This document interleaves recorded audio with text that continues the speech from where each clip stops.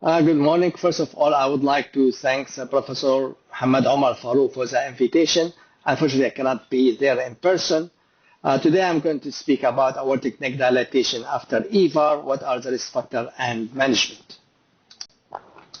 So what causes aortic neck dilatation usually happen in both open and endovascular repair, usually due to continuous aneurysmal degeneration of the aorta, second to the inflammatory process. But in the EVAR, we have other forces which play a role in the neck dilatation, like self-expanding devices and oversizing.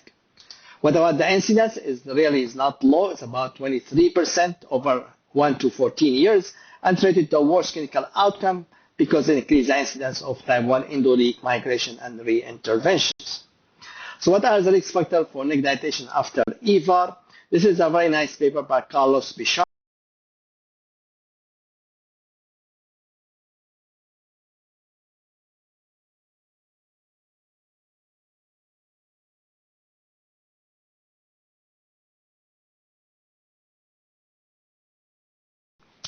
And he used a different type of graft system like Gore, Cook, Medtronic, Endologic, with different fixation type, suprarenal, infrarenal fixations, and different graft oversize less than 10 to 15, and more than 15%.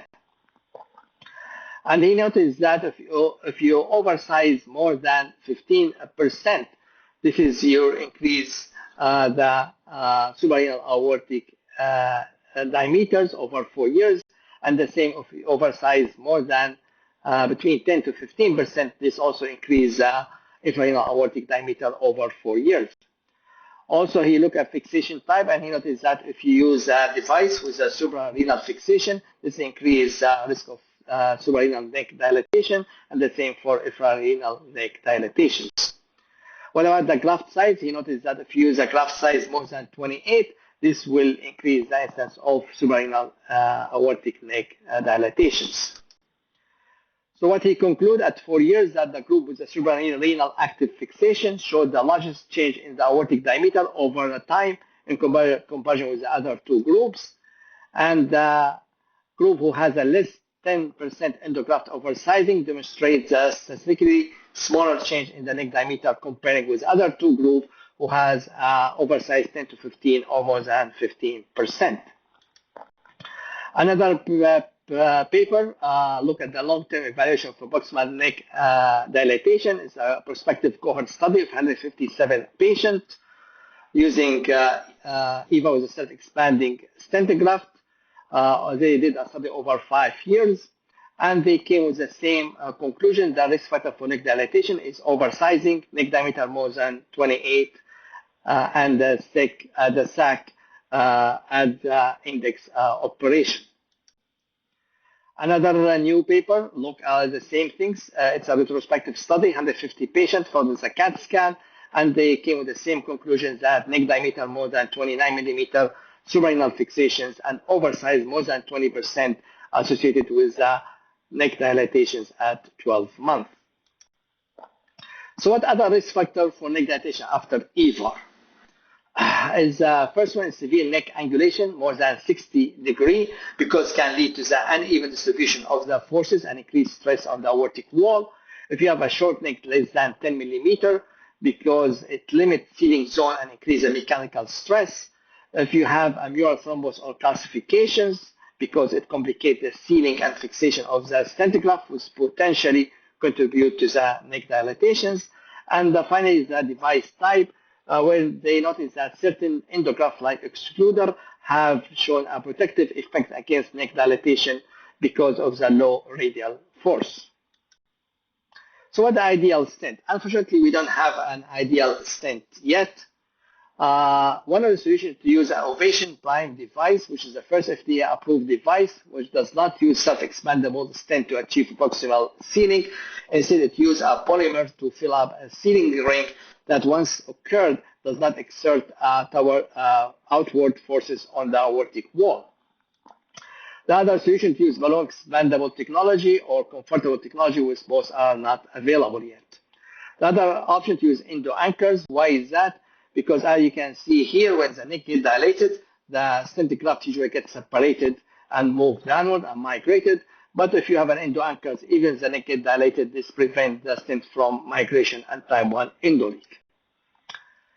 So how we manage neck dilatation? First is surveillance is very important. Patient will need a lifelong radiological follow-up with a CAT scan, because we saw some stent graft dilatation happen after, or neck dilatation happen after 14 years. The second thing, treatment, either you do endovascular reintervention by placing a proximal cuff if you have a distance between the stent and the renal, and reinforce it with the endoancles. Or sometimes if the stent very close to the renal, you have to go to suprarenal to the normal aorta by using chimney, BVAR, FIVAR, or sometimes we use a coil or onyx. Or sometimes we have to convert to the open repair by either one of the way, by banding of the sealing zone, debranching, or converted to the classic aortic surgery.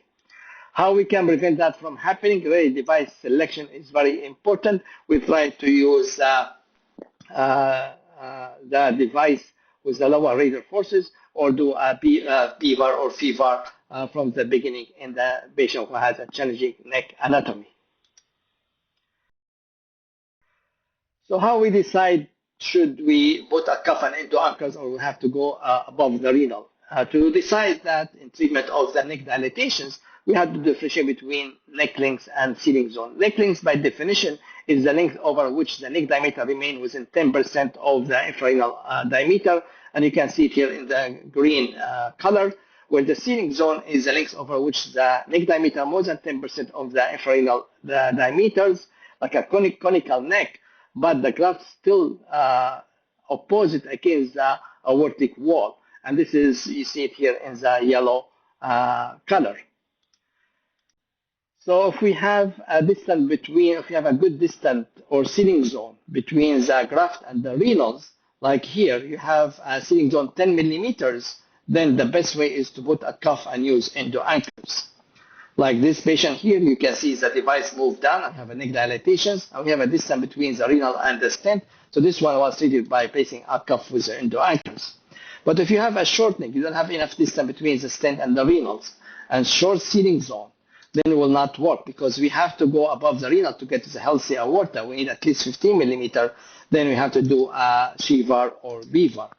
So how we decide? FIVAR, of course, is always our first choice. It has custom made, it's consolidated technology, but the problem, it's very expensive, takes some time to order it, and not good for emergency, whereas CVAR is cheaper, is good off the shelf, is good for emergency, but the problem, you have to deal with a gutter leak.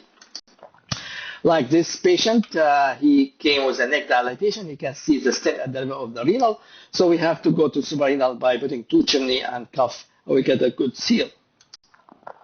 Another patient came with a neck dilatations here, and you can see the type 1 endoleak, and this was treated with a custom-made FIVAR, or even you can use a physio-modified cuff to go suprarenal and put 2 stents in the renal and seal the type 1 endoleak secondary to the neck dilatations.